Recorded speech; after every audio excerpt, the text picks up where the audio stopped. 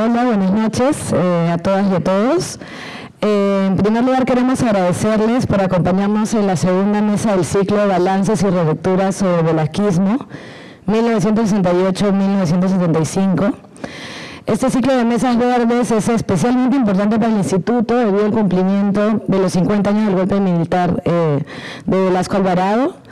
Las mesas de este ciclo se realizarán una vez al mes hasta noviembre y podrán consultarlas, tanto el calendario como las grabaciones, en las redes sociales del IEP.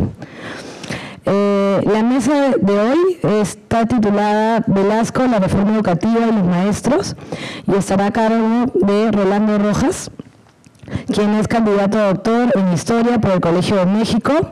Obtuvo su maestría y licenciatura en la Universidad Nacional Mayor de San Marcos, donde también realizó estudios de literatura y un diplomado en Planificación y Desarrollo Local. Es autor de Tiempos de Carnaval, El ascenso de lo popular a la cultura nacional, Lima 1822-1922, y coautor con Antonio Zapata del libro Desiguales en Siempre, Miradas históricas sobre la desigualdad. Actualmente es investigador principal del instituto. Los comentarios estarán a cargo de Ricardo Cuenca, quien es doctor en educación por la Universidad Autónoma de Madrid, investigador principal del instituto y profesor principal del Departamento de Educación de la Universidad Cayetano Heredia, y actualmente es director general del IEP. Una vez finalizadas las exposiciones, ¿no?, abriremos una o dos rondas de preguntas para que podamos dialogar sobre lo que va a exponer Rolando. Así que para no alargar más esta presentación, iniciamos con Rolando. Gracias. Muchas gracias, Luciana. Bueno, yo quiero decirles primero que lo que voy a exponer ahora es un paper, es parte de un trabajo mayor, parte de un intento de una visión global de 50 años de políticas educativas, de la relación entre el Estado y los maestros, y este es un proyecto dirigido por aquí nuestro compañero Ricardo Cuenca, a quien agradezco que me haya convocado, porque aprendí mucho haciendo la parte, digamos, histórica. No, en realidad es el especialista, yo he aportado un poco las historias que van tejiendo un poco esta relación. Bueno, para efectos de mi exposición he dividido en tres partes.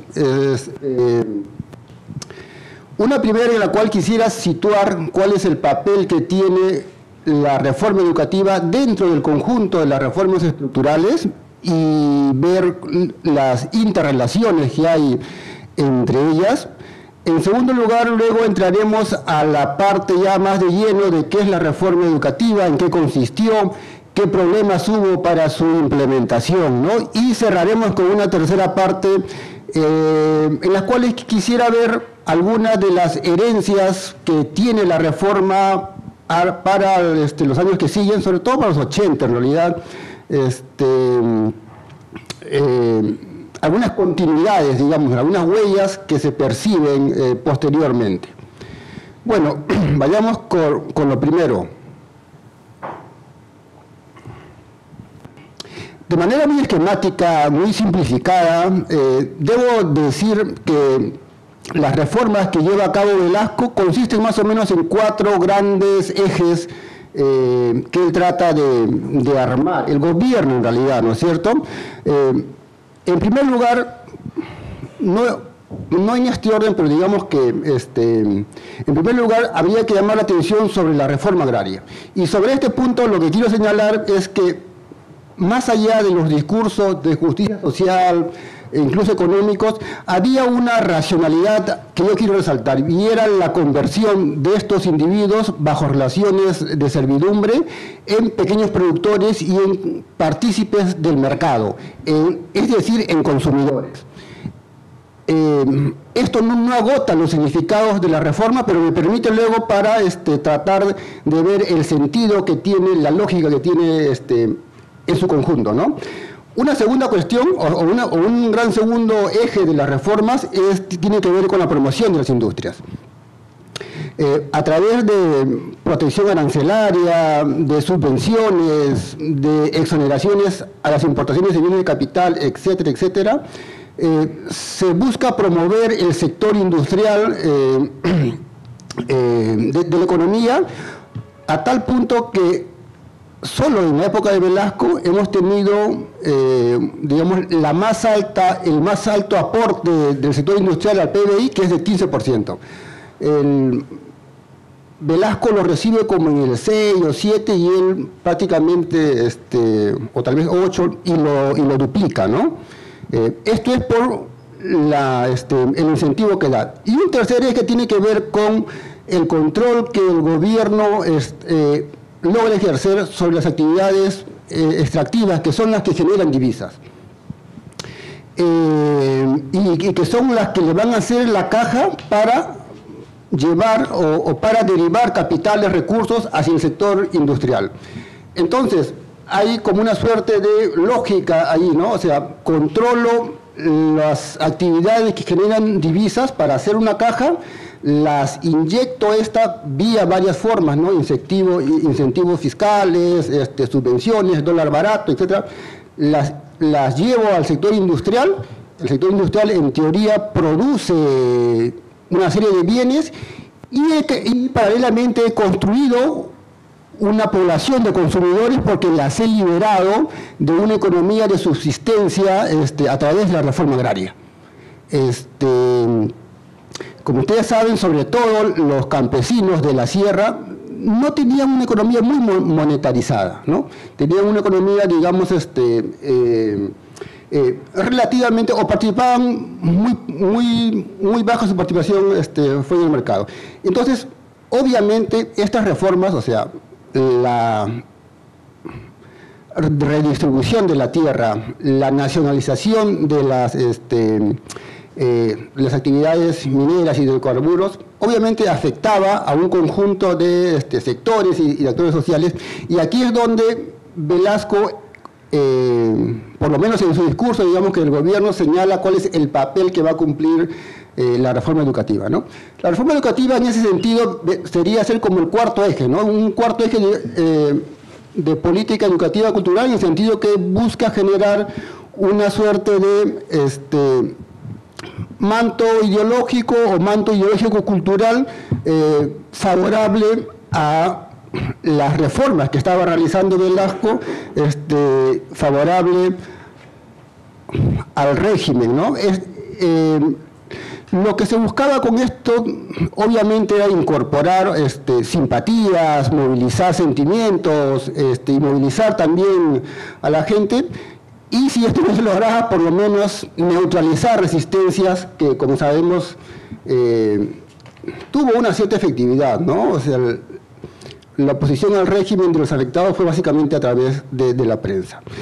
Entonces, cuando uno mira los discursos, la documentación, los materiales de la época, encuentra esta lógica en las reformas estructurales. Hay una suerte de una visión de construir un nuevo orden económico-social que va acompañado de una suerte de envoltura ideológica cultural que le permite al gobierno que sus reformas por lo menos se admitan o tengan la menor resistencia posible. Esa es la primera cuestión a la que me quería referir. Ahora sí, entrando al tema de la reforma educativa. ¿En qué consistió? Antes un paréntesis, ¿no? Para curarme en salud. O sea, las reformas son más complejas, ¿no es cierto? Todos lo sabemos. He sido muy esquemático, ¿no? O sea, hay reformas de menor calado, reformas pequeñas y medianas, por ejemplo, la ley de las comunidades industriales o las políticas laborales, ¿no? Que tenían también su lógica, el reconocimiento de los sindicatos, los instrumentos que le da el gobierno, por lo menos en sus documentos oficiales, percibe que hay un desequilibrio entre el capital y el trabajo, y lo que hace es darles instrumentos, darles organización para que ese equilibrio más o menos se reduzca y haya una cierta armonía, ¿no? Bueno, entonces, y así podemos ir viendo que hay una serie de pequeñas y medianas reformas que obviamente nos apuntarían a complejizar el tema, pero por ahora, digamos, permítanme que resalte este esquema como la orientación principal. Ahora sí, yendo a la cuestión de la reforma educativa. Hay dos grandes lineamientos en la reforma desde mi punto de vista, o los que sobresalen. Esa también es una reforma, una ley compleja. He traído el famoso libro azul, el informe general, ¿no? Pero hay cantidad de documentos que produce la comisión, planes, cartillas, manuales para profesores, teatros escolares. Bueno, de todos ellos, o en todo caso, yo señalo que hay dos grandes orientaciones. Una primera tiene que ver con lo que ya había adelantado, que es esta idea de construir un relato histórico-social de la sociedad peruana que permita generar un consenso o un imaginario ideológico-cultural afín al régimen, ¿no? Entonces, cuando uno revisa los libros escolares, las guías de los maestros, lo que sobresale es una historia que más o menos en realidad la hemos conocido, creo, en el colegio, ¿no? Es una historia que se divide el Perú en tres etapas. Una primera etapa, la que ya sabemos, la de la grandeza de los incas, que es interrumpida por una fuerza extranjera que la somete y comete una serie de abusos a una nación que ya existía. Llega la independencia y que en teoría debe de independizar de estas fuerzas extranjeras, esto no ocurre así desde la perspectiva de los materiales educativos, y por lo tanto en realidad es la reforma agraria la que en realidad está independizando o liberando a los peruanos que estuvieron sometidos bajo un esquema de dominación, y a través de la nacionalización de los recursos naturales, las actividades extractivas, lo que está haciendo es independizarse de un poder imperial, de rescatar los recursos económicos para la nación, para la nacionalidad. Entonces hay claramente un mensaje en los planes, en los libros, que tiene esta idea, ¿no?, de llevar a la escuela, de transmitir un relato de la historia nacional, en la cual las reformas aparecen como el gran momento histórico en el que el Estado, la sociedad, reconoce el valor de las grandes mayorías indígenas, que lleva a cabo procesos de defensa o de constitución de lo nacional frente a las fuerzas de dominio económico extranjeras, ¿no? La segunda gran orientación que uno puede encontrar en los documentos es la siguiente, tiene que ver con una cuestión ya más práctica, ¿no? Y aquí también voy a tratar de relacionarlo con las otras reformas. Una de las grandes medidas que hace la ley de la reforma es que convierte la educación, la divide en dos sectores, en lo que sería la educación básica regular, que es la que todos hemos llevado, ¿no?, llevar cursos, ir a la escuela, aprobar y tal. Y abre un segundo régimen, que es la educación básica laboral. Esta, a diferencia de la anterior, uno llegaba hasta el tercer año de secundaria, y los dos siguientes lo que te hacía era, te preparaba en algún oficio, te preparaba como mecánico, como electricista, como carpintero. Y en efecto, cuando uno mira, yo aquí contaré una pequeña experiencia personal, ¿no? Yo estudié un colegio que se llamó Pachacute, que en Villa El Salvador, y un colegio que construyó el Banco de Crédito y se lo donó, en el año 72 lo construyó y lo donó al gobierno, y el gobierno obviamente lo utilizó como una escuela. Era un colegio modesto, pero tenía una cosa importante, ¿no? Es enorme, un moderno taller de carpintería con todas las máquinas que uno se puede imaginar, ¿no? Tornos, cortadoras, etcétera, etcétera. Bueno, lo que me cuentan es que en los 70s en la década de los 70, allí se formaban los carpinteros de Villa El Salvador. Y había otra escuela que no tenía carpintería, sino que tenía más bien un taller de metal mecánica y otro tenía de torno y así, ¿no? Entonces, había toda una suerte de implementación, una lógica de este régimen para crear trabajadores calificados, obreros calificados, técnicos, porque se había detectado lo que también ahora sabemos, ¿no? Que tenemos un déficit de técnicos en el Perú. Obviamente esto funciona más o menos bien en los 70 y en los 80, bueno, luego hablaré un poquito de eso sobre una relativa decadencia. Esto un poco para, no solamente ocurre en las escuelas, ¿no? Viene acompañado con estos famosos escuelas superiores de educación profesional y con los centros educativos de calificación profesional extraordinaria, ¿no? Los famosos CECAPE, que también hubo, las dos cosas hubo en Villa El Salvador, dicho sea de paso, la CEP y las CECAPE. Velasco nos tenía un poco de cariño. Y efectivamente uno iba a visitar y eran tremendas instalaciones donde con todos los aparatos para aprender electricidad y esas cosas, ¿no? Entonces encuentro esos dos grandes lineamientos en la reforma educativa. La construcción de un relato sobre la sociedad peruana, un relato histórico-social. Luego, la intención de generar una masa de técnicos y de trabajadores calificados que la escuela no solo produzca para enrumbarlos a la universidad, sino que tenga esto era electivo, o sea, el régimen educativo y laboral era electivo, no te obligaba. Pero, y aquí vamos a los problemas, llevar a cabo esto implicaba dos cosas. Implicaba primero, obviamente, un presupuesto, implicaba una relación con los maestros. Y aquí me voy a pasar un ratito. Vamos, aquí nuestros camaradas allá. Lo que se observa, bueno, aquí hay tres curvas, tres líneas. La azul es el crecimiento de la educación secundaria, de la matrícula en realidad. La anaranjada es el de la primaria y las curvas pronunciadas, la del medio es la de la inversión pública.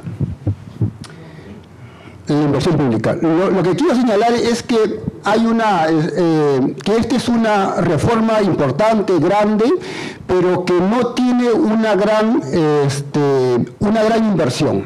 O sea, toda la historia del siglo XX, nos lo dice Carlos Contreras, que ha sido un estudioso sobre la educación.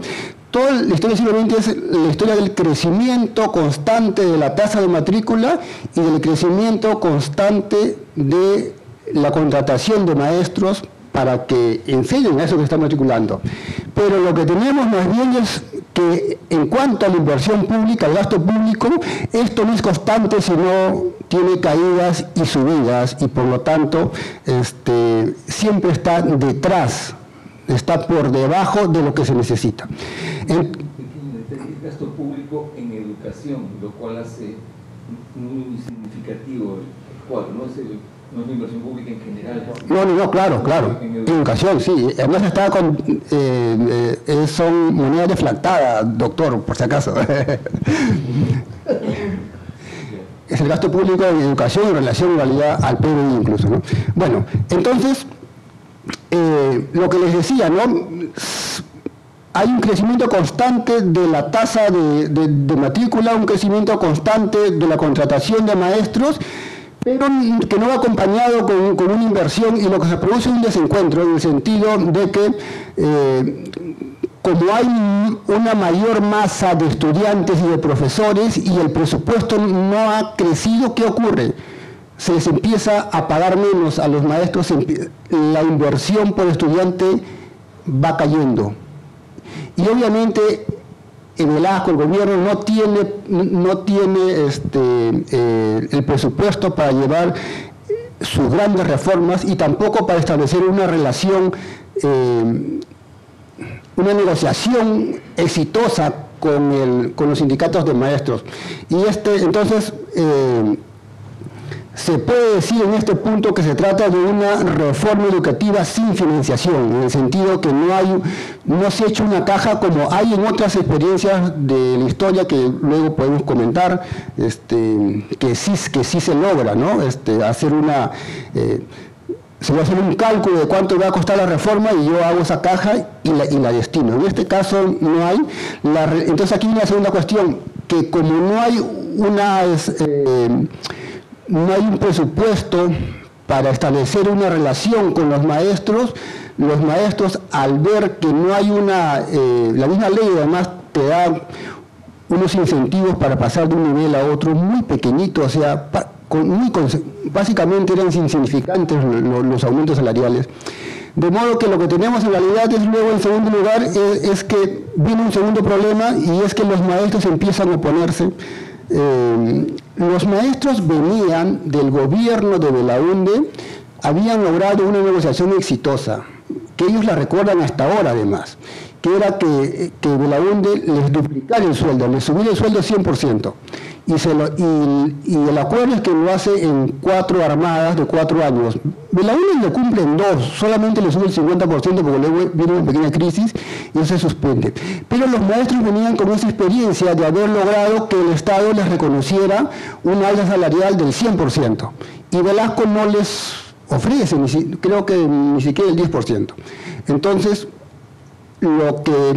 comienzan las medidas de fuerza y comienzan una dinámica de confrontación gobiernos, sindicatos, que acaba en planes de boicot, en políticas de ausentismo de los maestros a las jornadas de capacitación, a las jornadas de reentrenamiento para la reforma educativa. Entonces tenemos otra segunda característica que esta es una reforma educativa sin maestros. Los maestros están reprimidos, están algunos en el CEPA, sus dirigentes están en el exilio, ¿no? Aquí está, es una durante el gobierno de Velasco están regresando los dirigentes, ¿no? César Bazán están regresando. Hubo 2 reuniones entre los sindicatos y Velasco, pero ninguna hubo suerte.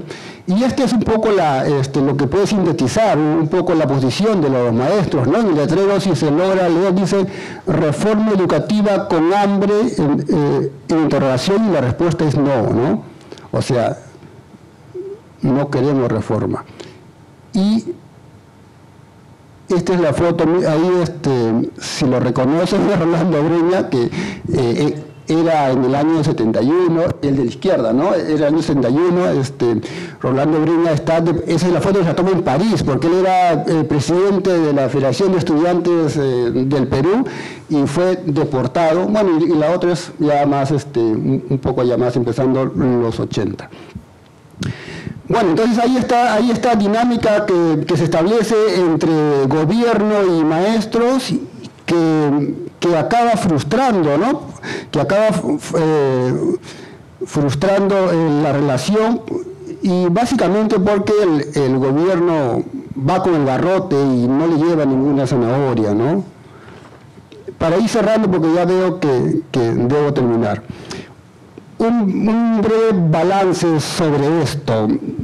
La reforma educativa para Velasco tuvo una victoria relativa y una derrota relativa, vamos a decirlo así.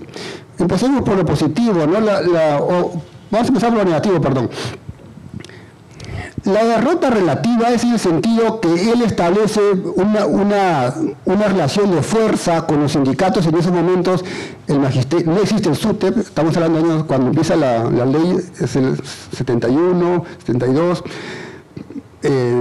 La comisión se forma en el 70, el informe es de los 70. Entonces en ese lapso hay una dinámica de confrontación que tiene un efecto no deseado para el gobierno, que es unificar a los maestros. Los maestros están divididos en una serie de sindicatos de educación física, de primaria, secundaria. La represión lo que hace es unificarlo, se funda el SUTEP y Velasco sin querer construye al principal opositor en las calles que va a ser el SUTEP a lo largo de su periodo. Entonces, digamos que de manera muy esquemática, digamos que esta sería como una suerte de victoria, de derrota relativa para Velasco. Y sin embargo tiene una victoria relativa, en el sentido que pese a ello, cuando uno observa los textos educativos, el mensaje de Velasco, o sea, esta visión crítica de la historia que luego encuentra Gonzalo Portocarrero y Patricio Oliar en la escuela, se nutre de esto. No digo que esto sea es uno de los factores, quiero decir, hay varios, ¿no? Pero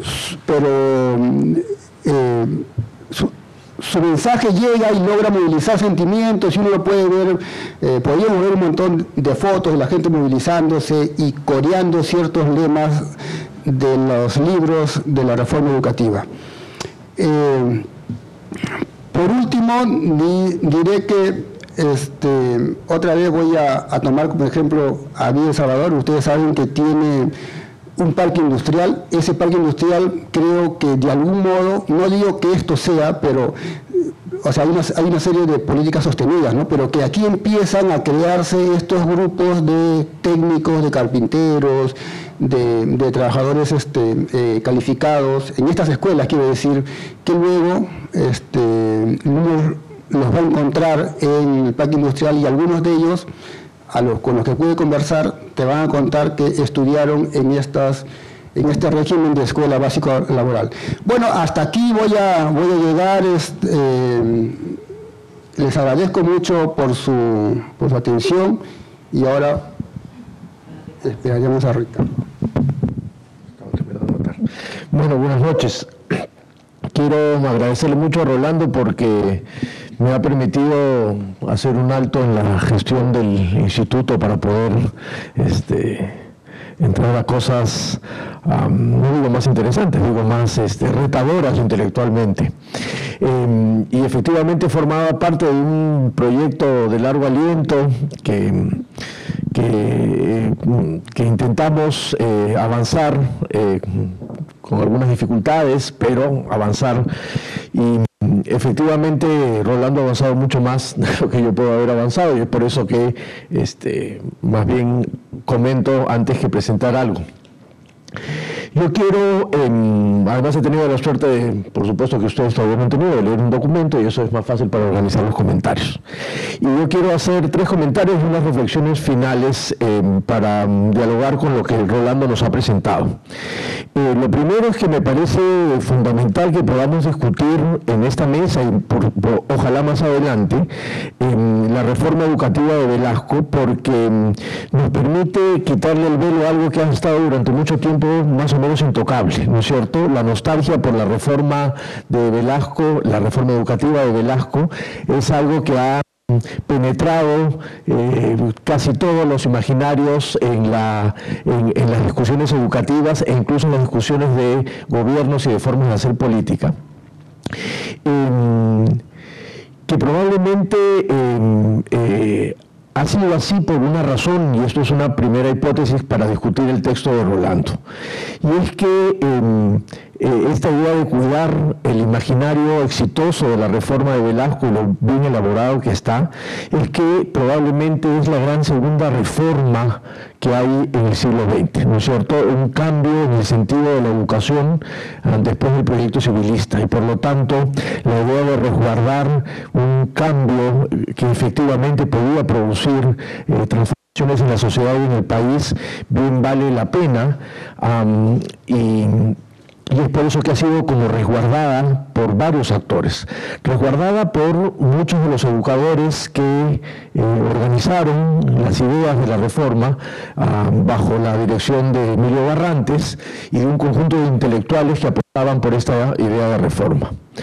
pero segundo por el propio sindicato, que no solo es construido en esta situación que Rolando también ha explicado hacia el final, sino que se siente que fue probablemente, cuando uno mira los documentos del SUTEP, como el mejor momento, el momento más glorioso del SUTEP, aunque cuando uno mira lo que ha sucedido después, durante ese periodo hubo una sola huelga, dos durante todos los 70, en días esa huelga no fue, digamos, muy larga tampoco comparado a lo que ha pasado en las 10 huelgas convocadas por el CEN del SUTEP desde el 72 hasta el 2012, que fue la última.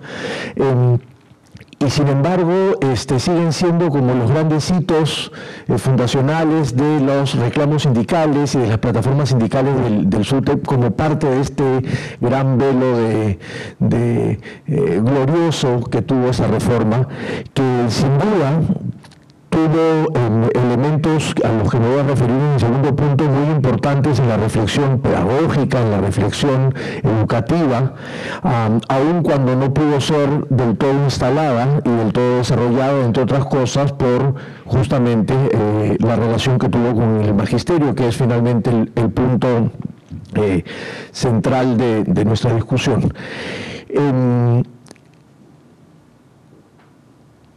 Y entonces este intento, que fue probablemente el más elaborado y el mejor elaborado desde el proyecto civilista de reforma educativa, tuvo, y acá lo anexo con el segundo punto, un contexto particular que Rolando no ha desarrollado en el texto, pero que bien podríamos revisarlo para trabajarlo más adelante, y es que corresponde a un contexto en el que varias otras cosas pasan con los cambios educativos en América Latina y en general en el mundo. No es un asunto aislado, ni una idea de Barrantes, ni una idea de Velasco, ni una idea de Risueño, ni una idea de todos los personajes que trabajaron en la reforma, sino que ya venía un movimiento latinoamericano muy fuerte que influye e impacta directamente en estas personas, representado fundamentalmente en Paulo Freire, que desde Brasil empieza a buscar colocar temas críticos en la educación y darle un rol distinto a los maestros. O lo que pasaba con el movimiento de teoría crítica de la educación en Estados Unidos a partir de todos los movimientos post-guerra de Vietnam, en el que empieza a construirse la idea de la educación como un hecho político y que no se restringía única y exclusivamente a un proceso racional y tecnológico en el cual un conjunto de personas aprendían algo nuevo porque no lo sabía, ¿no es cierto?, sino que había una apuesta de un proyecto político y cultural detrás que Rolando muy bien explica. Y entonces hay que entender que estos cambios se dan en estos contextos mayores. Y hay que entender además que en casi todos esos contextos mayores, toda esta orientación nueva de la educación fue en la mayoría de los países contrahegemónica, cosa que no sucede en el país, ¿no es cierto? Paulo Freire peleó hasta el último por tratar de decir, ahora me olvidé el título del artículo, docentes sí, tías no, ¿no es cierto?, con la idea de profesionalizar a los docentes, porque en Brasil a las profesoras de educación inicial se les dice tías, ¿no es cierto? Y entonces, para buscar profesionalizar y hacer una educación liberadora, eso fue un discurso contrahegemónico en general en los países, salvo en el Perú, en donde el Estado lo adopta y por lo tanto trata de reformarlo, y ahí el cambio del sentido en las cosas. O el gran movimiento de teoría crítica en Estados Unidos y Canadá, que por supuesto aún era mucho más contrahegemónico, ¿no es cierto?, y nunca se pudo instalar ni siquiera en las políticas educativas. Entonces creo que esta relación con el contexto da esta particularidad a la reforma educativa, a la que se suma un segundo elemento mismo del contexto, y es que en general, cuando uno mira ahora hacia atrás, este tipo de cambios no solo requerían de docentes, sino requerían de unos docentes totalmente distintos a los que teníamos. A ese punto lo voy a referir posteriormente. El tercero es que ya tiene que ver con los profesores directamente, y es que con la reforma, y Rolando lo ha mencionado en más de una oportunidad, se da una suerte de paradoja respecto a la profesión docente. ¿no es cierto? Por un lado, hay todo un discurso de la educación para aportar a la construcción de una nueva nación, el nacionalismo que venía arropado a todas las reformas planteadas por el gobierno de Velasco, la idea de este proyecto político-cultural, que desde la educación es posible cambiar, y es por eso que es una de las reformas estructurales, ¿no es cierto? Así como el agro tenía que cambiar, la educación tenía que cambiar para buscar este país que se quería. Y junto con esta idea, digamos, tan novedosa y tan reformista de la educación, venía acompañado de una posición muy conservadora respecto de los docentes. Y hay una enorme contradicción y una enorme paradoja que probablemente tiene una explicación en una segunda hipótesis que quiero compartir con ustedes. Entonces, mientras más liberadora tenía que ser la educación, más tecnocratizados tenían que ser los docentes.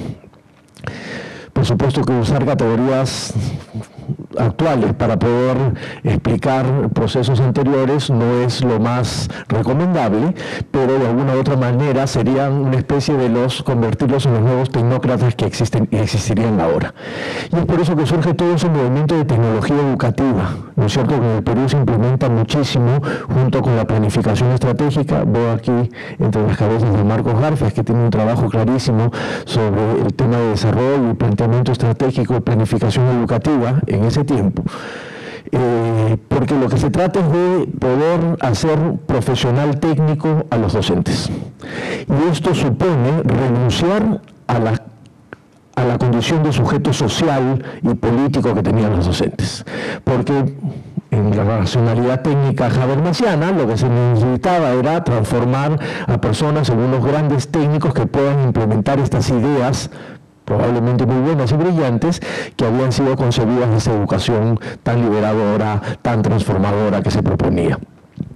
Y entonces, esto impacta directamente en la identidad profesional, y con eso voy a terminar, porque tecnificar de alta manera, y por eso los procesos de reentrenamiento, los procesos de cambio y reforma, el uso de tecnología educativa, lo que hacía modernizar a un grupo de profesores que no podían implementar estas ideas, con una fuerte influencia internacional de esta nueva manera de entender la capacitación y el entrenamiento de los docentes.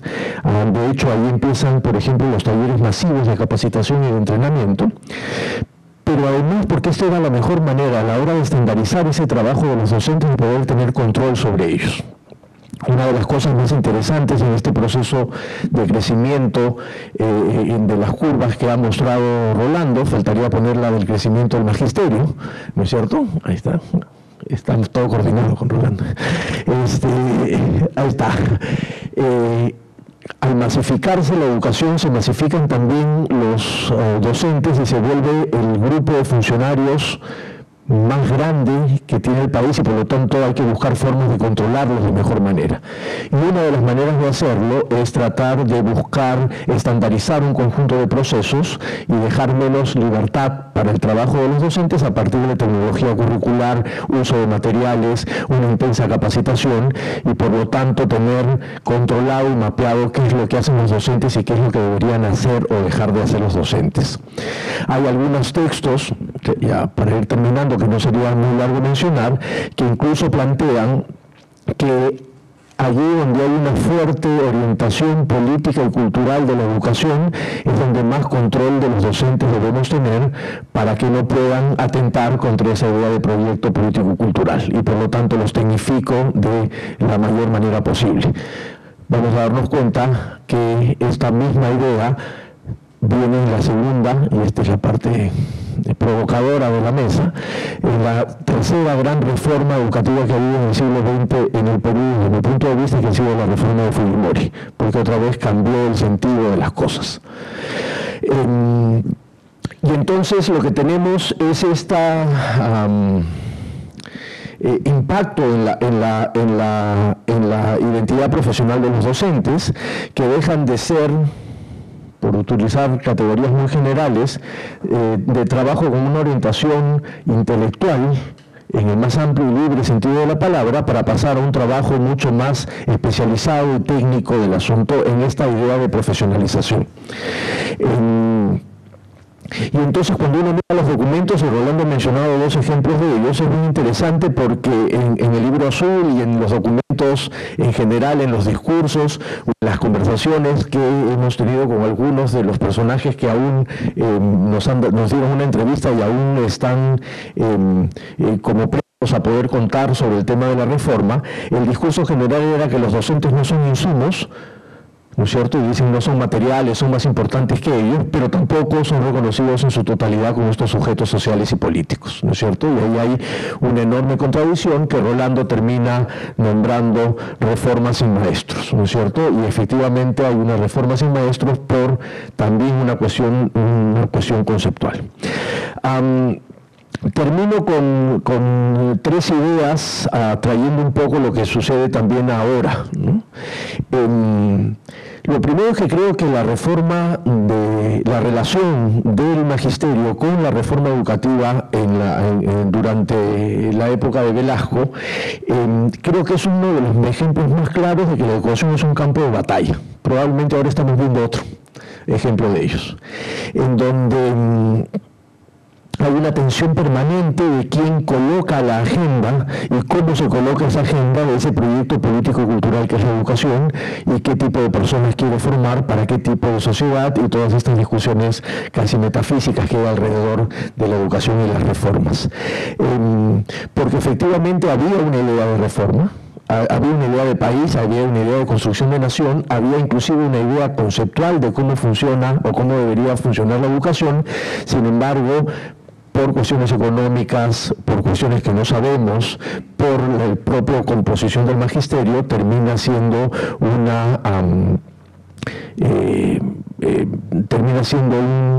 una reforma muy fallida en su implementación, aun cuando seguimos recordando la gloria de su diseño. El segundo punto es que creo que a partir de ello también es posible hablar de dos categorías que serían importantes de discutir, que tiene que ver con la vulnerabilidad de las políticas, pero con la persistencia de las reformas. Yo aquí quiero hacer una separación respecto de reforma y de política. Reforma entendida como el cambio en el sentido de las cosas y política como las decisiones a partir de las cuales se implementan este cambio de sentidos, estos grandes objetivos. Y entonces por eso es que fue tan fácil desmantelar la reforma, entre comillas, ¿no? Le encargan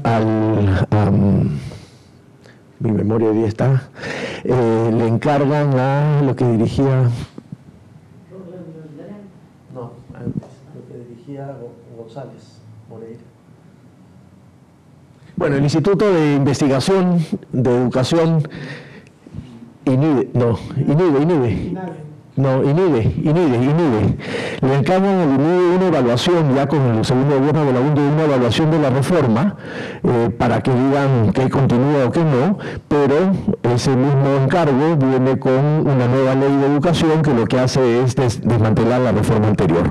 Entonces las políticas las decisiones y los programas y los proyectos producto de esas decisiones fueron rápidamente desmantelados, aun cuando la idea de reforma más bien se sostuvo un poco más. Y no fue hasta el cambio de la idea, insisto, de los 90 con Fujimori, que implementan una idea distinta, unas hipótesis detrás, ¿no es cierto?, una idea de para qué se educa en el país. Y entonces es interesante también para entender la reforma de Velasco, ya no desde la educación, sino también para ver un poco el desarrollo y la evolución del Estado peruano. Es claro que las políticas fueron bastante más débiles que la decisión, el sentido que se intentó cambiar. Y finalmente, ya para el tema de los maestros, otra idea potente de la propuesta del estudio de Rolando y de lo que podemos discutir más adelante es que hay un quiebre también con la idea de maestro o la idea de profesor durante la reforma.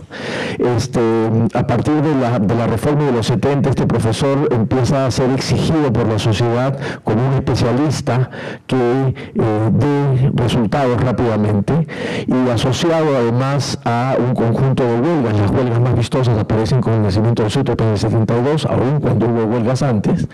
Lo colocan como un personaje que empieza a dejar de ser ese gran personaje del profesor de los 50, ¿no es cierto?, del profesor de los 40, del profesor de los 30, que era este sujeto con mayor prestigio social, con mayor nivel socioeconómico, de una tradicional clase media, que era capaz de producir un conjunto de cambios sociales y no solo educativos o pedagógicos, para pasar a ser un especialista al cual se le empieza a exigir cada vez más cosas, independientemente de su situación económica, cultural y política. Y por lo tanto, este quiebre se arrastra y luego se hace mucho más intenso en finales de los 90 y se hace hasta ahora, que termina siendo la pérdida, ¿no es cierto?, un hito, un quiebre entre la pérdida de la idea, del imaginario, de ese profesor antiguo, a la idea de un maestro actual ahora, que termina siendo no solo un funcionario del Estado, sino además termina siendo un funcionario especializado en cada vez más en materias específicas, ¿no? Solo quiero terminar diciendo que esto, por ejemplo, es un claro reflexión, y termino con lo que pasa hoy, de lo que sucede, por ejemplo, con los textos escolares y la discusión que se está teniendo ahora, ¿no es cierto? Aquellas cosas que han aparecido inaceptables en los textos son producto de 3 gestiones gubernamentales, ¿no es cierto?, diseñadas por Saavedra, impresas por Martens y luego por Wexler. Y han pasado 5 años, sumando todas las gestiones, en las que estos textos han aparecido y que han sido utilizados por los profesores, o no, ¿no es cierto? Ojalá que no tanto, pero en todo caso han sido utilizados por los profesores, y esto debería generarnos la idea de ver qué cambios ha pasado con el magisterio finalmente, que recibe como en la época de la reforma, recibe un manual y tecnología para poder implementar un conjunto de cosas sin tener mayor filtro o distancia crítica respecto de lo que está haciendo, ¿no? Pero finalmente creo que esto es un punto de partida fundamental para entender la reforma, para entender el periodo, pero también para que a partir del periodo podamos entender algunas de las cosas que están pasando ahora con el magisterio, ¿no? Así que muchas gracias por la invitación, Rolando.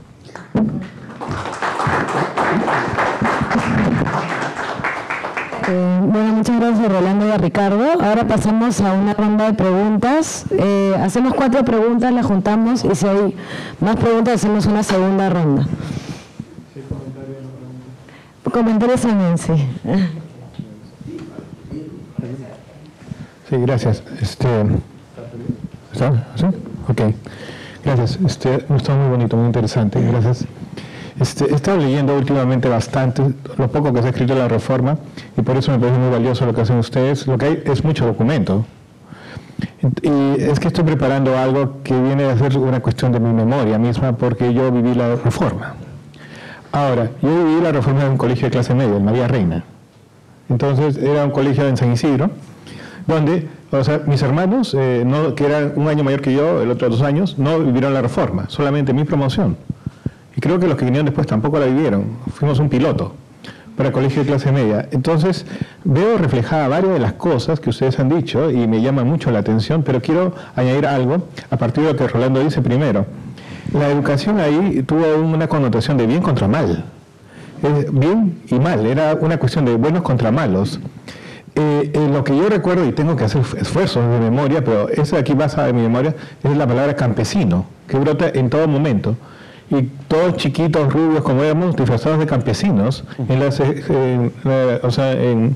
las actuaciones, con nuestra pala, con los chullos. Sí, pero 24 de junio, pero permanentemente, era la idea, y poesías dedicadas a cómo en la ciudad uno vive cómodo, mientras que el pobre campesino se seca el sudor y transforma una tierra que le fue negada por siglos y siglos, poesías de ese tipo. Segundo, Tupac Amaru. El canto coral a Tupac Amaru, que es de la libertad de Alejandro Romualdo, y en general una figura idealizada de Tupac Amaru, como creo yo fue Cáceres, o intentó ser Cáceres en la época de Alan García, que se quiso hacer algo, no con esa magnitud, pero Tupac Amaru como un personaje de figurita huascarán constantemente impuesto. Tercero, el ejército glorificado, es decir, nosotros saliendo, marchando con la bandera, haciendo soldaditos. O sea, la idea de una glorificación al ejército. Y cuarto, esta connotación que no ha desaparecido todavía, que es identificar lo peruano con lo andino. Es decir, lo andino, y cuando digo lo andino suena una categoría absurda también, ¿no? Pero esta idea de una poesía andina, motivos andinos, campesino andino, o sea, la idea de romantificación del mundo andino y, como tú has dicho, mundo incaico, el mismo error que comete la antropología actual, ¿no? La idea de generar un mundo andino, como si existiera uno solo o existieran. Entonces es lo que quería dar testimonio de lo que estoy recordándome ahora. Después, lo que tú dices es cierto también. El profesor, al menos no sé si porque yo era en colegio de clase media, pasó a ser visto como menos. Y mi padre me decía que le llamaba la atención porque en su época el profesor era visto con un nivel de respeto y superioridad. En cambio, para nosotros era un pata angustiado y amargado. Resondrón, que tenía un manual al costado que tenía que leer. No me refiero al libro azul, sino que cada libro que había, Amigo, que era un libro clásico bien bonito, Corredora, Corre, Paseo, y otros que eran con una estética muy interesante, porque era una estética kitsch, tipo hippie, y con poesía, etcétera, con María Chucena, etcétera. Y un techador que por ahí pasaba, le pregunto, ¿te echas tu choza o te echas la ajena? Entonces, tenían como láminas idénticas para ellos mismos, para ir dando indicaciones. Y los profesores iban leyendo a pie juntillas esto y nos iban transmitiendo lo otro. Pero se presentaban discursos muy contradictorios porque los propios profesores, no se sentían muy identificados, parecían estar amargados y se paraban. Habían huelgas enormes, bueno, o sea, los recuerdos que nos íbamos. Mientras que, supongo yo, para la clase media, los padres de familia estaban totalmente opuestos a esta educación. O sea, María Reina sí, Velasco era una encarnación del mal, por así decirlo.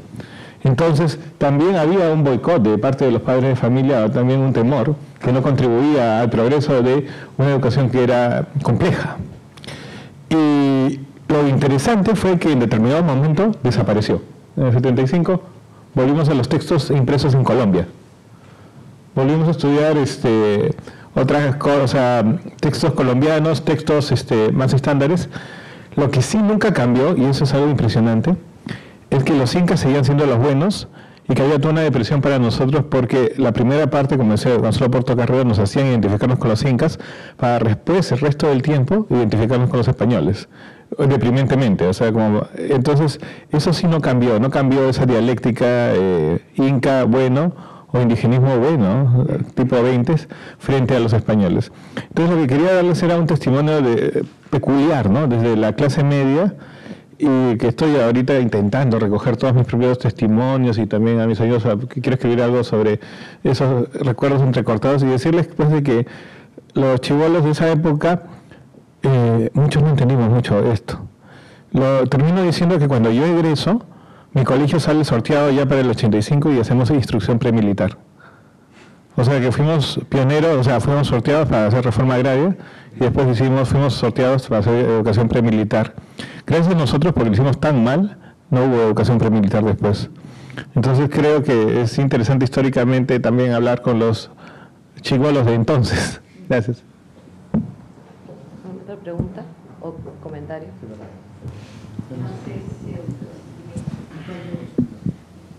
Cuando Rolando, ¿no? Se llama primero, habla con mucha alegría de lo que pasó en El Salvador. Y yo tengo un testimonio de mi esposo que fue a un colegio donde encontró maquinaria que había sido importada para implementar estos talleres de las ESEPs, para las ESEPs, y sin haber sacado siquiera del cajón que llegó de la aduana. Entonces, eso es un poco lo que ha pasado, ¿no?, en el país. Había mucho desorden. En el campo del arte, yo les puedo testimoniar bastante porque estuve muy cercana cuando el gobierno hace un convenio con Alemania Federal y vienen 4 especialistas, uno para artes visuales, otro para música, otro para teatro, y trabajaban en el INEGI con profesores peruanos. Han hecho un trabajo enorme de ir a todos los rincones del país, llevando nuevas propuestas para la enseñanza del arte. Y tengo un testimonio que parece un chiste. Voy al INEDI y me encuentro con el alemán que enseñaba música. Y él me cuenta como algo que le había pasado con él, que llegó a una comunidad de la sierra y preguntó quién cantaba, quién bailaba, quién tocaba. Nadie cantaba, nadie bailaba, nadie tocaba. Después de su taller, terminan con una fiesta donde todos bailaban, cantaban y tocaban. Y eso era un poco, le estoy contando un poco el panorama del país de esa época. Eso por un lado. Por otro lado, hubo un INSEP para educación por el arte, que los alemanes implementaron muy bien. Inclusive los alemanes construyeron un edificio para las INSEPs, porque eran muchas las especialidades. El país necesitaba muchísimo de mando medio, que hasta hoy, ahora, el TechSoup y todas esas escuelas están supliendo, pero en esa época no había mando medio, era terrible. Entonces, estas ESEPs iriam suplir essa necessidade de mando médio. E dentro delas houve educação por el arte, implementada por los alemanes. E 50 jovens se graduaram como educadores por el arte, com mando médio. Com el cambio que hubo, que el gobierno de la UNI hizo tabla rasa del anterior, ellos perdieron la posibilidad de utilizar ese diploma. Quedaron en el aire. Fue realmente muy doloroso. Eso quería testimoniar. Muchas gracias. Natalia. En realidad tengo más preguntas, dudas que me quedan de la exposición de Rolando. Sobre la intención de la reforma educativa y del sistema educativo para crear una narrativa sobre los cambios revolucionarios del gobierno militar en el Perú, permíteme ponerlo en duda, porque esa narrativa para la sociedad estuvo más del lado de la gente del CINAMOS y de los ideólogos y de los intelectuales que estaban alrededor de ese organismo. Y más bien la reforma educativa, siguiendo lo que ha comentado Ricardo, estuvo de manos de unos profesionales que no tenían expresión en los militares. Pensemos en los ministros de educación conocidos por sus pocas luces, ¿no? En el gobierno de Velasco. O sea que no había desde el núcleo del poder una intención de crear a través del sistema educativo una narrativa sobre los cambios que impuso Velasco en la sociedad peruana. Quisiera que me aclares qué relación hay entre las políticas públicas que se instalan a partir de la reforma educativa y aquellos que las tuvieron a cargo, que más bien están en la corriente de lo que nos ha explicado Ricardo del contexto internacional. Profesionales que muchas veces más bien venían de la izquierda y que se agrupaban en el Instituto de Investigación Educativa RICHIC, el INIDE, ¿no es cierto? Y que fueron los que finalmente pusieron en marcha la creación de textos escolares, de los contenidos que se usaron, y que como no tuvo correlación con el núcleo del poder, fue desmontada tan rápidamente. Y en ese sentido, quisieras también que me aclares cuál fue el rol o cómo definió el gobierno revolucionario la relación con el SUTEP y con los maestros en general, que todos tenemos como sentido común que fue la principal traba para que esta reforma no se echara a andar, sentara las raíces y no fuera desmontada tan rápidamente. O sea, esta idea tuya de que el sistema educativo construye la narrativa de los cambios del gobierno revolucionario no me cuadra. ¿Cómo así? Yo también tenía dos preguntas en la línea de Natalia. La primera un poco, yo sé que el tiempo obliga a simplificar el argumento, pero en lo que explicaste da la impresión de que había una forma muy planificada de reformar el país, ¿no? Liberar demanda de trabajo en el campo a través de la reforma, capacitar a través de la educación técnica para la industria y una política industrial activa, ¿no? Y yo quería preguntarte, la mesa pasada, también sobre Velasco, se habló sobre las facciones que habían dentro de la coalición de Velasco, ¿no? Un círculo más pegado a Velasco, los institucionalistas que eran más neutros, por así decirlo, y había este sector de intelectuales progresistas que también se agruparon en el Cinamos. ¿Quién mueve esa reforma y qué resistencia se encuentra dentro? ¿En qué momento, no? Esa es la primera. Y del lado de el SUTEP, me interesó mucho el dato que tú dijiste de que el SUTEP se forma a partir de esta coyuntura difícil de oposición al gobierno, ¿no? Y que había sindicatos de maestros de educación física y de maestros de educación secundaria. ¿Por qué, cómo es que esa facción de izquierda maoísta que está con Patria, cómo se consolida ahí, cómo los unifica? ¿Por qué, habiendo tantas corrientes, tantas vertientes de izquierda y algunas más próximas al gobierno, por qué esta facción de la izquierda triunfa en el magisterio y por qué bajo esta ideología, ¿no? Entonces, esas eran las dos preguntas.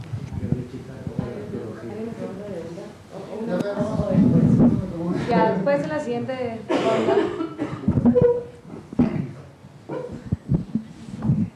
Ya, bueno, primero quiero agradecer a Alex por sus recuerdos, porque son muy distintos a los que yo tengo, o a los que yo he recogido en El Salvador, la verdad. ¿Ya? Sí, y entonces me permite tener otro punto de vista. Aquí he dejado justamente, este es un colegio de clase media, ¿no? La ley, o sea, la ley tiene, creo que es incluso el último dispositivo, es la obligatoriedad de utilizar el uniforme gris que generó una gran polémica. Hay un pequeño libro, una pequeña memoria de alguien que estudió, no sé si del Markham o dónde, que también cuenta su experiencia porque ese sí tuvo peor suerte que tú, lo expropiaron su hacienda, luego a sus hijos les hicieron usar uniforme escolar y leer los libros donde él aparecía como un radio flotador. Entonces, siéntete afortunado, creo, más bien, Alex. Sí. Sí. Exactamente, claro, este es de un colegio de clase media en realidad. Sí, exacto. Muchas gracias por sus comentarios, también por su testimonio, ¿no? Bueno, yo he simplificado la sesión. Yo he recogido buenos recuerdos de estas experiencias que tienen los que pasaron por este régimen de educación básica laboral. Claro, o sea, sabemos que había un montón de siempre dificultades. De hecho, esa gran cosa instalada que luego cuando se cancela la reforma, todo eso se pierde, ¿no? Porque luego, cuando yo me tocó ir a la escuela a fines de los 80, obviamente yo ya seguía con una cosa instalada, pero ya no estaba el maestro o carpintero que te enseñaba a utilizar todo. Y bueno, aprendimos a hacer un banquito, digamos, pero no pero los que fueron en los 70s, o sea, son ahora pues dueños de talleres, son gente del parque industrial, ¿no? Bueno, con Ricardo ya solo conversaremos un poco luego, ¿no? Porque me ha planteado algunas cosas interesantes. Efectivamente, claro, como ustedes no han leído el texto, ahí tenemos una ventaja y desventaja, ¿no? Esto en realidad viene ocurriendo en América Latina. O sea, estas reformas, un poco antes y un poco después, estaban ocurriendo en varios países de América Latina, en Bolivia, en Ecuador, en México. Y de hecho, quien quiera mirar los libros que produjo la reforma educativa en el Perú y en otros países, en realidad, los va a encontrar en Flaxo, México. Ahí yo los revisé y ahí está la prueba, Natalia, para que te los voy a fotocopiar para que los mires. Bueno, entonces son procesos efectivamente de varios países, ¿no? Luego, efectivamente, con Ricardo, bueno, ahí vamos a tener una conversación, ¿no? Porque estos cosas son complejos y contradictorios, efectivamente. Puede ser visto, o sea, el maestro es visto efectivamente como un pequeño tecnócrata que va a implementar una suerte de política, de un discurso, de habilidades, no sé. Pero al mismo tiempo, las leyes y los documentos lo presentan como un agente del cambio social. El maestro es el que lleva, en el 19 era visto como el que producía ciudadanos, aquí es visto como el que lleva la conciencia crítica y la coloca como una semilla en los niños que va a florecer y va a crear al hombre nuevo, de los que hablaba Augusto Salazar Bondy, fundador del Instituto de Estudios Peruanos. Bueno, hay unas cosas, Richie, y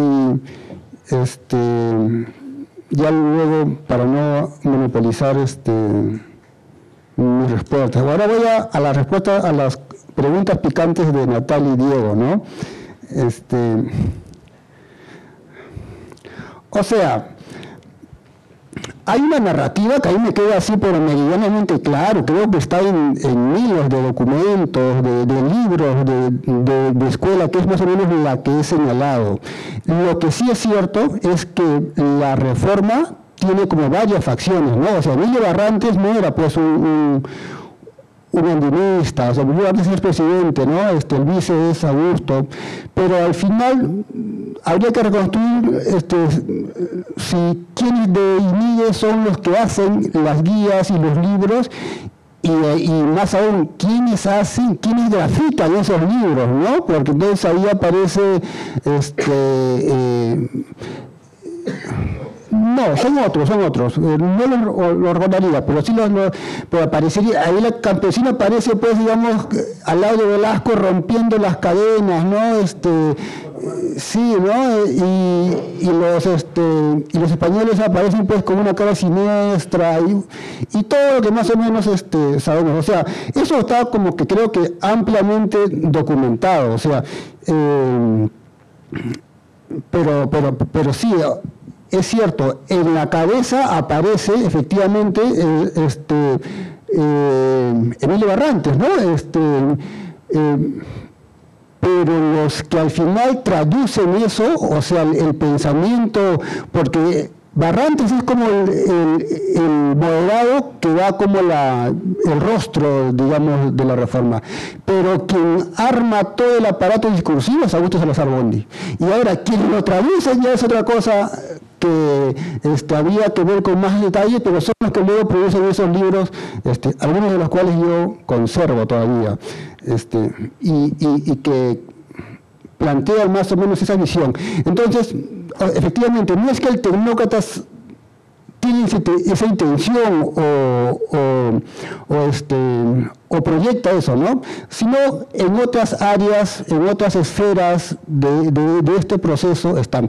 Pero también está en documentos oficiales, ¿ah? Los planes operativos del Ministerio de Educación de ese momento tienen ese discurso un poquito más sofisticado, pero lo tienen. Los manuales, las guías de los maestros que produce el INED y otros ámbitos del Ministerio de Educación tienen ese discurso, un poco más moderado, pero más, para mí, bueno, luego compartimos fotocopias. La izquierda, bueno, el INED, la izquierda, efectivamente, cuando acaba el gobierno de Velasco, cambian al ministro de Educación y lo primero que hace el ministro de Educación es que ahí sí empieza algo más o menos serio, ¿no? Porque lo primero que hacen es sacar todos los libros que estaban circulando precisamente porque no querían eso. El ministro de Educación acusa a la comisión de estar por infiltración comunista, ¿no? Hay toda una larga entrevista que le hace Rosa María del Pilar Tello, perdón, al ministro de Educación, y él cuenta todo cómo lo que encontró cuando llegó, ¿no? El ministerio era un nido de comunistas, y empieza él a expurgar, y ahí es cuando ya hay el cambio de los libros, de los manuales, etcétera, etcétera. Bueno, Diego me pregunta quién mueve la reforma, qué facción. Depende, ¿no? Porque la reforma como se mueve como caballos lados, ¿no? O sea, estos son procesos complejos y contradictorios, ¿no? Es como el Sinamos, que tenía una facción conservadora que buscaba cooptar a las organizaciones, y tenía una facción más bien radical y, vamos a decirlo, democratizante, ¿no? En el sentido que promovía la organización vecinal horizontal, o sea, la cual se empieza a ver creación de una facción del Sinamos, que es eso. Y lo que, hasta donde yo percibo, en el ministerio y en la comisión existen esas facciones también, y depende de quién qué objetivo tú te planteas mirar, esa es la que puede ir empujando. La reforma, digamos, de manera muy general, muy idílica, es la que formula Augusto Salazar Bondy. Pero las que al final tienen que moverlas son los inspectores,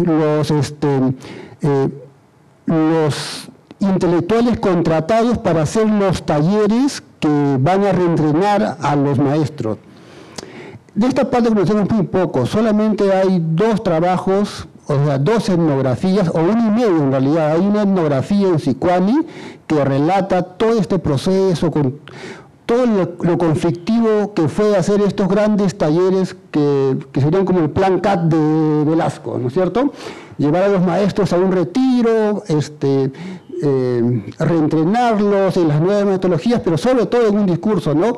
Y los sindicatos maoístas boicoteando, tirándole piedra a los capacitadores, ¿no? Todo esto está, digamos, que relatado, y otra experiencia también en el Cusco, en una comunidad relatada por Matos Mar. Entonces, dependiendo en realidad, no es lo mismo que tú llevaras a una provincia, a Juan José Vega, que llevaras, no sé, a propio Emilio Barrantes, ¿no? ¿Cómo así gana la facción más radical?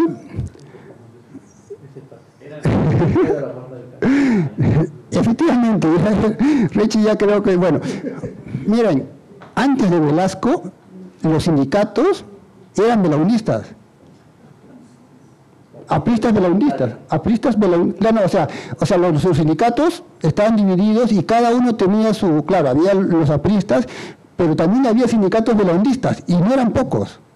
De hecho, la primera directiva, o sea, la primera, quien en realidad unifica a los maestros, ni siquiera, fue Julio Pedro Macanqui, que no tenía afiliación partidaria, ¿no? Porque él siempre ha sido un maestro independiente. Yo le entrevisté a Julio Pedro, él me contó la historia con muchas anécdotas que en otro momento se las... no, creo que no está aquí. No la puse. Pero Julio Pedro es quien promueve eso, y él, cuando llega el momento en el cual van a fundar el sindicato, la gente lo quiere elegir a él, porque al resto ya sabíamos que pertenecían a algunas facciones, y bueno, quienes lo conocen a Julio Pedro entenderán que él le dice, no, pero yo no quiero ser, porque hay que, por favor, Horacio, sé tú Horacio entró y nunca más va, o sea, Lapo entró, Patria entró y nunca más salió, ¿no? Bueno, sí. Pero en esos momentos eran también los más aguerridos, los más luchadores. Bueno, me estoy extendiendo mucho. ¿Puedo una cosa chiquitita nomás? Hay un par de preguntas. Ya, pero solo para a la pregunta de Diego, 2 cosas muy chiquitas.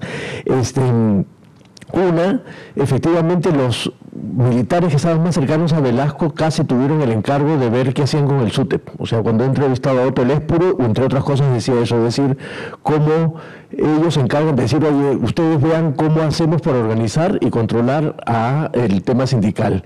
Y más bien el lado más de izquierda del cercano al poder, contratado por el poder, tenía que ver con el contenido de la reforma, y es por eso que también hay una decisión posterior. Y lo otro es que efectivamente habían sindicatos belaundistas, pero además había una pugna muy interesante con el sindicato aprista, que era el de los profesores de secundaria. ¿Y qué es lo que pasa en el 69 que se hace patria? Después del 64 o el 69, ¿no? Veo a Richie Caro que se sabe todo de memoria. En el 69, a la hora que se forma patria saliendo de bandera, lo que hacen es agarrar, digamos, el trabajo más directamente con los profesores y no con el campo que se queda con Saturnino. ¿Estamos bien? Veo al profe. ¿Qué pasa? Terminan siendo mucho más porque empiezan a ocupar mucho más el sindicato de primaria, que termina teniendo mucha más representación entre los sindicatos, y por lo tanto cuando van al Cusco en el 72 a fundar el SUTEP tienen una mayoría colegial también a la hora de las elecciones, más allá de la relación de Armacanqui con también memoria está, con Horacio Ceballos. Entonces, es más, hay una reunión, hay las entrevistas que hemos hecho del momento del 72 en el Cusco, en donde los grandes perdedores terminan siendo los apristas, ¿no es cierto? En ese momento Robert Pango queda como encargado de la Secretaría de Cultura del Sindicato Unificado, que era más o menos el premio Consuelo, ¿no es cierto? Porque las secretarías importantes, incluida la Secretaría General, queda con el que en ese momento había sido el más extendido del sindicato de primaria, que compartían con los belaundistas, pero que eran en general la mayoría, a partir de un trabajo que hizo Patria desde el 69 hasta el 72. Entonces no es que, y no eran los más radicales, Diego, había unos más malos. Tenemos una ronda para un par de preguntas más. Hay primero Úrsula y de ahí sí. ¿Qué tal? Uno de los puntos de la presentación es que fue una reforma sin financiamiento, y ahí creo que sería interesante ver no la inversión pública en educación como porcentaje del producto, ¿no?, de la producción nacional, porque valdría la pena saber si la inversión total aumentó, como imagino que sí, tendría sentido, ¿no?, si hay más matrícula, y qué pasó con la inversión por alumno. Yo me imagino que esa inversión por alumno disminuyó, y asociado a esto tenemos un menor pago por maestro, y no solamente un menor pago por maestro, sino también un menor gasto en los otros insumos, ¿no?, del proceso educativo tecnológico. Bueno, no sé, me parece que no se llega a fundamentar de manera clara cómo es que hay realmente un menor financiamiento para esta reforma educativa, y me parece que la inversión como proporción del PBI no nos llega a hablar de esto. No sé si hay otros gráficos que nos pueden explicar.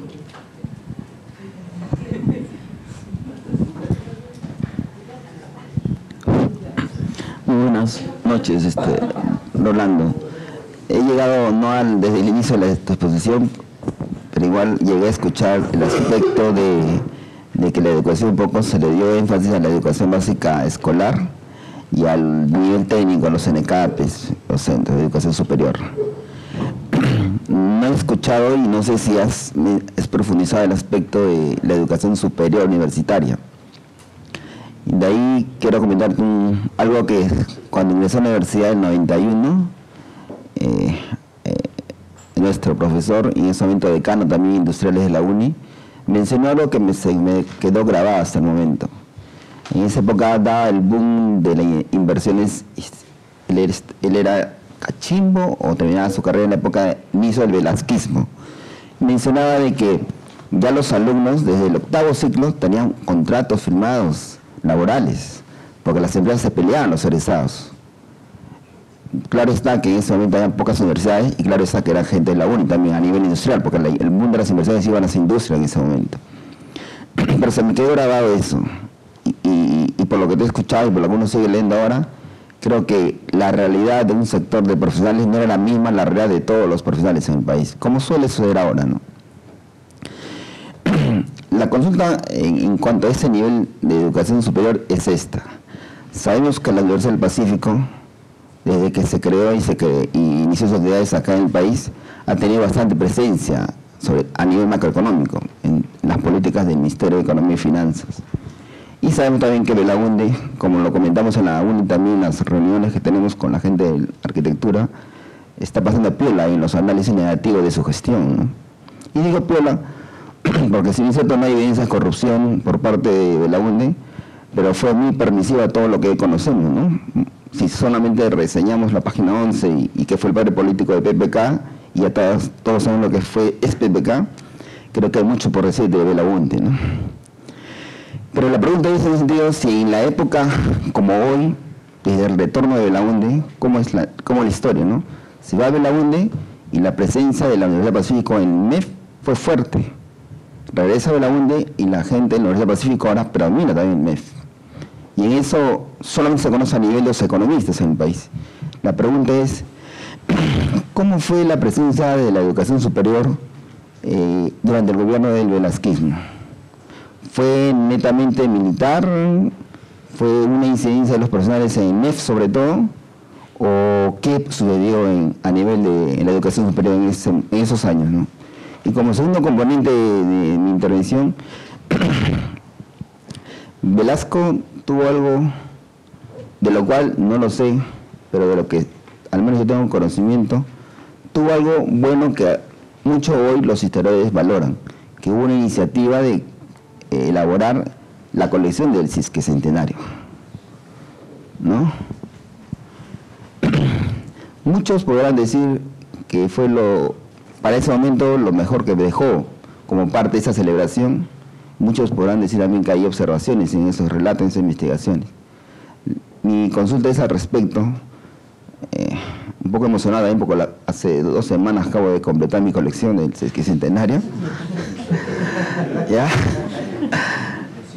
Y más aún que yo trabajo con los sindicatos mineros, hay una iniciativa de formular el papel del trabajador minero en este bicentenario, ¿no? Todos sabemos que los españoles vinieron atraídos por las minas en estos territorios y aún sigue siendo Perú un país minero, y en esa colección del Sesquicentenario no se ha hecho nada al respecto sobre el papel del trabajador en el sector minero, de lo cual los sindicatos mineros están tomando iniciativa ya al respecto de proponer algo para la colección que esperamos ahora en el bicentenario. Pero la pregunta en este sentido es, ¿cómo, si tienes conocimiento, porque el tema de la colección bicentenario fue también educativo, tuvo un fin educativo, ¿cómo nació, cómo se formó, cuáles fueron los objetivos de esa colección desde el punto de vista educativo en esta etapa, Rolando? Gracias. Ahora las 2 últimas preguntas. Rolando, gracias por tu presentación, me pareció muy interesante. ¿Ah, perdón? Yo tenía más que todo es una curiosidad, porque me parece bien interesante tu enfoque acerca de cómo podemos ver parte de la reforma con este énfasis en un relato histórico-social. Mi pregunta en particular va acerca de cómo esta reforma trata de usar las tecnologías de los años 70, en particular los medios de comunicación, porque más o menos soy, creo, de la misma temporada o generación de Alex, y yo me acuerdo de estos programas culturales. Había, creo, uno llamado La Casa Titeretamo, claro, La Casa Cartón. Entonces, claro, entonces estaba pensando cómo desde este tipo de reformas iniciadas en los 70s hay un discurso acerca de cómo utilizar los medios con programas con contenido específico, donde se hace esta referencia al momento transformador, a los campesinos. Entonces, yo quería escuchar un poquito si es que habías encontrado algo en tu investigación. Gracias. Buenas. Cuando hoy en día la educación atraviesa por procesos de actualización curricular a través de la interdisciplinaridad y la interculturalidad, pregunto que, he estado investigando sobre el reconocimiento del el otro educativo institucional, ¿no? Y es para mí la reforma educativa de Velasco un primer acercamiento y reconocimiento formal a la interculturalidad como un proceso intercultural en la educación?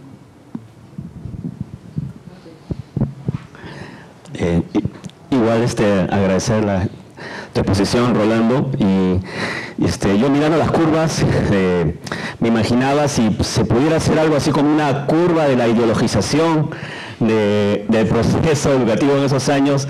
Quizás tendríamos pues una curva así creciente y quizás más altiva, por usar una expresión, que las que has mostrado, ¿no? Y eso pensando en algo que mencionaba mi tocayo, en cuanto el agotamiento, la frustración, como quieras llamarlo, de esta reforma educativa contribuye a explicar la actual reforma, la que mencionaste tú, Ricardo, la que se habría iniciado con Fujimori, ¿no? ¿Qué significó la reforma educativa en su momento y por qué se agotó? Tengo sospechas e intuyo que la explicación no se cierra solamente en el periodo velasquista, sino que quizás debiéramos colocarle una perspectiva histórica mayor.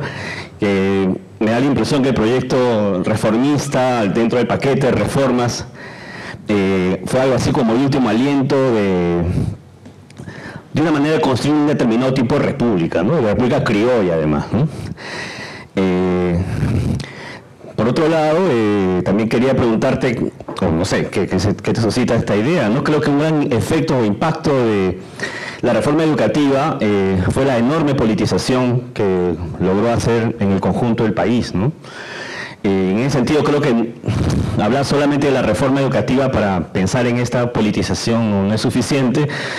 Ya se ha mencionado aquí la historia del magisterio y esta relación de oposición o de amor-odio con el Estado también tiene que ver, y en ese sentido quizás la transformación de la educación en el Perú pues sí tiene dos historias que se comunican entre ellas, ¿no? Que tienen sus vasos comunicantes, que es la política pública del Estado reformista, velasquista, y esta emergencia politizada, sobreideologizada de un magisterio, ¿no? Ambos protagónicos de una etapa que, como decía al comienzo, parece haberse agotado y que ha dado pie, digamos, a la propuesta en la que estamos actualmente, ¿no? Entonces, mi pregunta era esa, ¿no? Es pedirte una reflexión acerca de ese gran experimento que politizó tanto al país y el momento actual que está tan despolitizado, ¿no? Muchas gracias. Voy a tratar de contestar. Son muchas preguntas. A ver, bueno, Ula, mi amiga Ula, yo sabía que iba a observar mis curvas y algo no le iba a gustar. Y eso es porque Ula me tiene que ayudar a construir esos gráficos. Efectivamente, cuando uno mira el crecimiento constante, y es obvio que hay un crecimiento del presupuesto, ¿no? Lo que efectivamente hay que hacer el cruce entre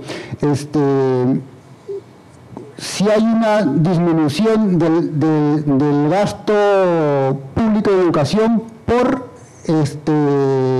alumno. Y eso es lo que yo creo que ahí donde se cae. No lo podía hacer porque me falta tu sabiduría, Ula, pero si hiciéramos eso, yo estoy seguro, o sea, he hecho mis cálculos así de manera muy artesanal, y si hiciéramos eso, lo que tendríamos que más bien en ese periodo está cayendo la inversión o sea, en términos absolutos está creciendo, porque obviamente el PBI durante Velasco crece. Y también porque puede aumentar el porcentaje del gasto en educación con relación al PBI, pero en términos relativos, por la inversión por alumno, tiende a la baja y también tiende a la baja, por lo tanto,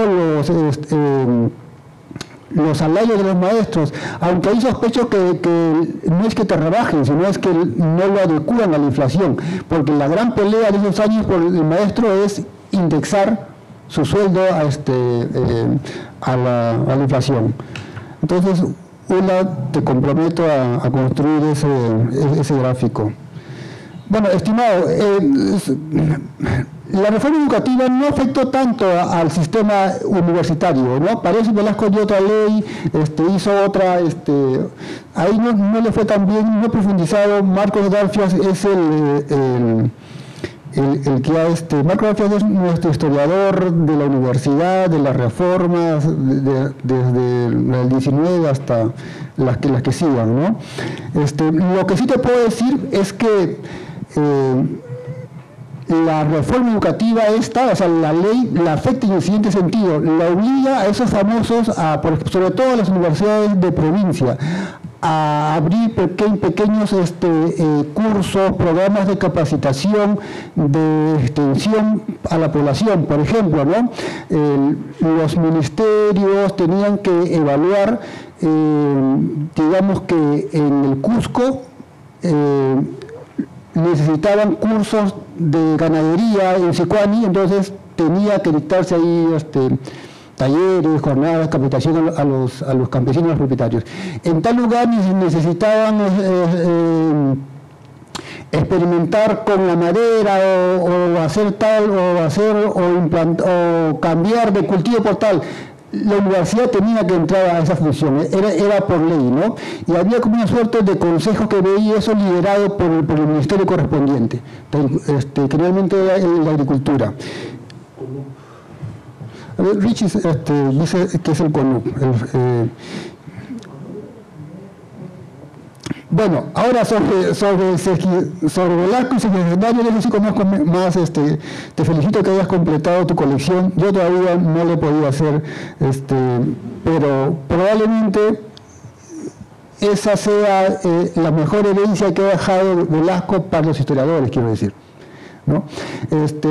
No sé muy bien cómo, esto en realidad fue parte o sea, lo que yo les vengo diciendo, la reforma educativa, las políticas culturales, el giro que da el Instituto Nacional de Cultura, la Comisión, todo esto tiene una orientación, ¿no? En una cierta dirección, en una cierta, en un cierto norte, y es que en el caso de la Comisión de Historiadores, es una comisión, como tú sabes, para rescatar, para construir una narrativa en la cual la población indígena aparezca como actor de los procesos de independencia en el Perú, ¿no?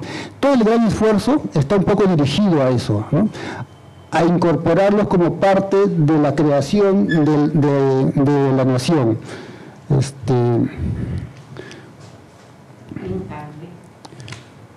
Sí.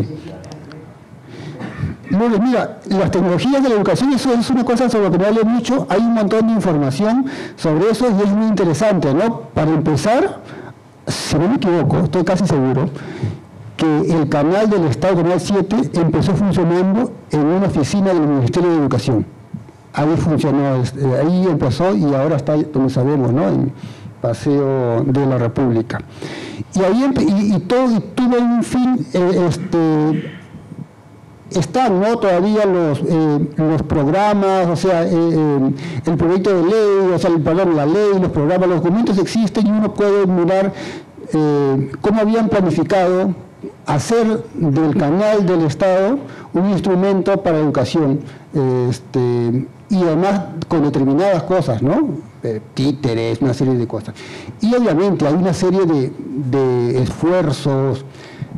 Algo que por tiempo no mencioné es que, sobre todo, cuando el gobierno se da cuenta que no tiene mucho dinero para implementar su reforma, el ingenio a veces aparece, ¿no? Entonces crean o reorientan los núcleos educativos comunales. Sobre todo esto es para unas provincias, ¿no? Le dan una orientación en dos sentidos, ¿no? Primero, servía para que hubiera como una especie de base educativa, digamos, en una ciudad y un entorno de los pueblos de alrededor, ¿no? Digamos que en la ciudad se centralizaban la inversión en cuanto a laboratorios, televisores, máquinas, todo eso, y se iban rotando O sea, como era obvio, se utilizaba en esa semana y luego se iba trasladando a varios puntos, ¿no? Funcionó relativamente bien, ¿ya? Los primeros años sobre todo. Y había todo un aparato, ¿no? Un aparato para llevar teatro, para proyectar documentales, el cine, que en realidad también es otra cosa interesante que fue fomentada por Velasco. NEC además tenía una cosa curiosa, que es a lo que me quería referir, que es a que como no había, como el gobierno sabía que había poca inversión, tenía la directiva de involucrar a las élites locales, a las élites económicas, a los comerciantes, incluso así con nombre, ¿no? A los comerciantes, tal, para que formaran una especie de comunidad educativa rural, como se llame, y aportaran un poco en financiar o fortalecer las escuelas, ¿no? La infraestructura escolar.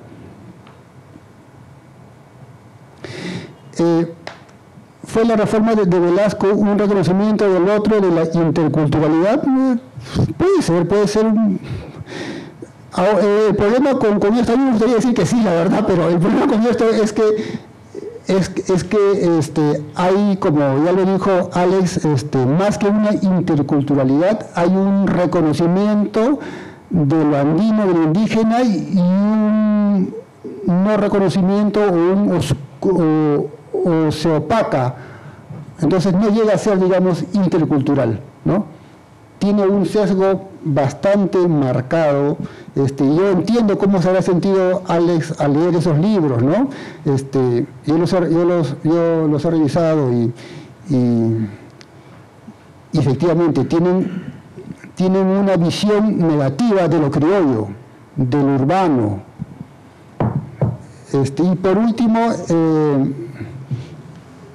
mi amigo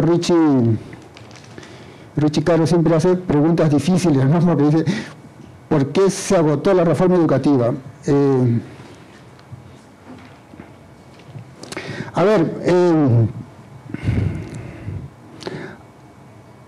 Hay como razones estructurales, digamos. O sea, la reforma educativa fue un esfuerzo llevado con muchas carencias. O sea, el presupuesto no te permitía estructurar algo o sea, el Estado no estaba conduciendo una gran máquina, estaba conduciendo una máquina, digamos que un Volkswagen, ¿no? No era un Volvo la que iban a construir, sino un Volkswagen. Y por lo tanto era fácil de tener eso, ¿ya? Un escarabajo que una camioneta, ¿no? Entonces cuando viene el cambio, la potencia que tiene la reforma, ese es mi punto de vista, ¿no? Es rápido, en varias de sus partes desmanteladas. En otras no se puede, porque tampoco podían despedir a los funcionarios del ministerio a todos, porque luego no había reemplazo, y muchos continúan y de su modo siguen llevando.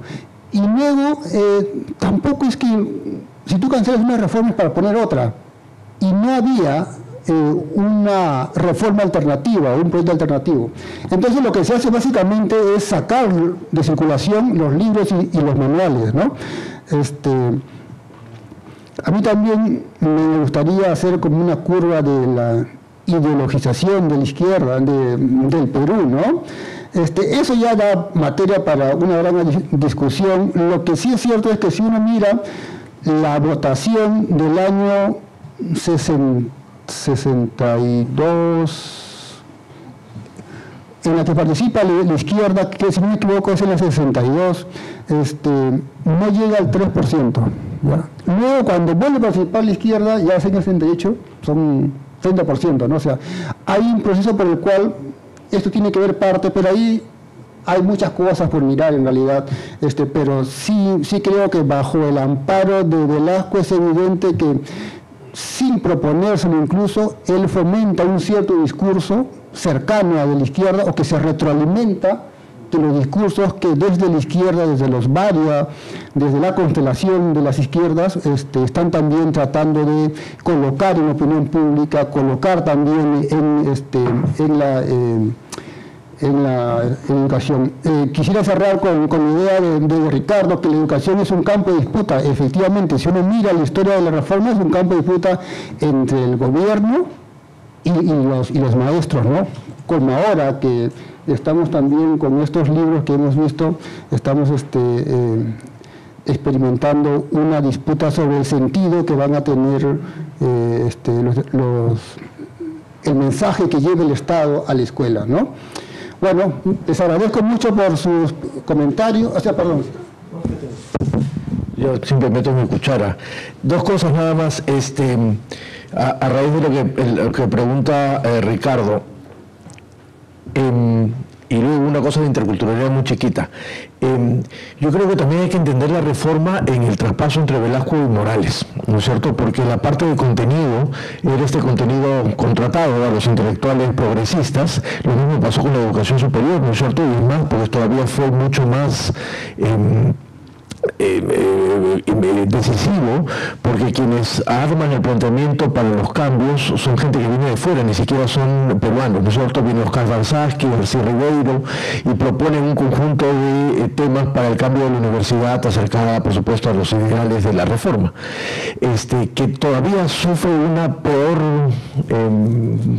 destino, porque viene con el cambio de Morales, que empieza, por supuesto, a desmantelar muchas de las cosas que ideológicamente estaban cercanas a Velasco en términos de la izquierda de Velasco, el lado izquierdo de Velasco, de estos intelectuales, ¿no? Entonces, creo que eso también hay que tenerlo en cuenta, y es por eso que termina siendo para el segundo Belaunde, mucho más fácil desmantelar la reforma, ¿no? Además de las cosas que mencionó Rolando.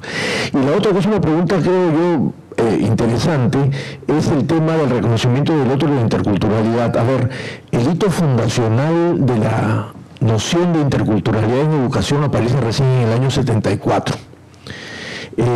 a partir de un ensayo de Monsaí González, publicado en las actas del 39º Congreso de Americanistas, a partir de un trabajo que hacen con un grupo indígena arhuaco en Venezuela, en Río Negro.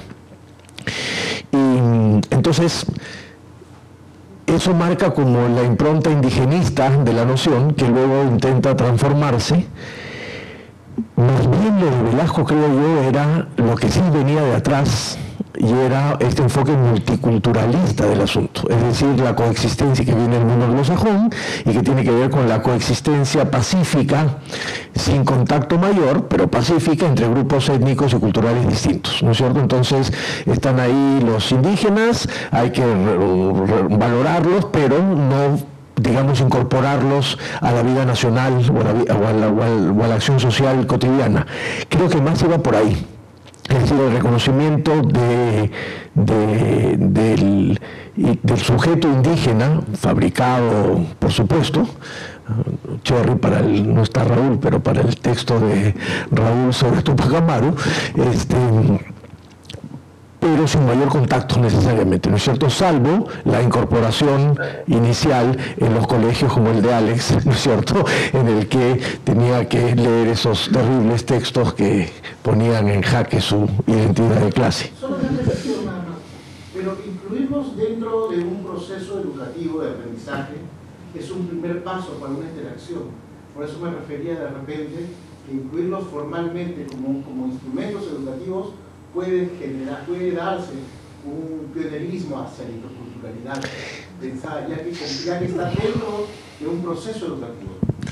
Sí, puede ser. Digamos, en términos de secuencia cronológica, pareciera que no, pero cuando uno lo mira porque la interculturalidad también ha sufrido, la noción de interculturalidad también ha sufrido un cambio conceptual, ¿no es cierto? De haber tenido un origen fundamentalmente indígena, la educación intercultural era la educación indígena, ¿no es cierto?, a una idea más de reconocimiento del otro y de interacción y de interaprendizaje, que pasa más bien en este lado y no pasa en el multiculturalismo, ¿no es cierto?, en que se mantiene, pero, digamos, hay posibilidades. ¿Cómo calza en todo esto la oficialización del quechua? Bueno, creo que es parte de esta discusión. Creo que es parte de esta discusión, porque además la oficialización del quechua, ahorita no me acuerdo el texto de quién era, ahorita sale el nombre. El Premio Nacional también de Cultura que se le, al López Santay, ¿no? O sea, bueno, pero que coloca el quechua también, porque es termina oficializándose el quechua y hay una disputa política también de las dos academias de quechua que termina hegemonizando la cusqueña, en el que supuestamente también hay detrás un trasfondo político, ¿no es cierto? Pero eso. Bueno, muchas gracias a todos por asistir. Los invitamos a la siguiente mesa, que es el martes 10 de julio y será sobre Velasco y la cultura militar en el Perú. Muchas gracias.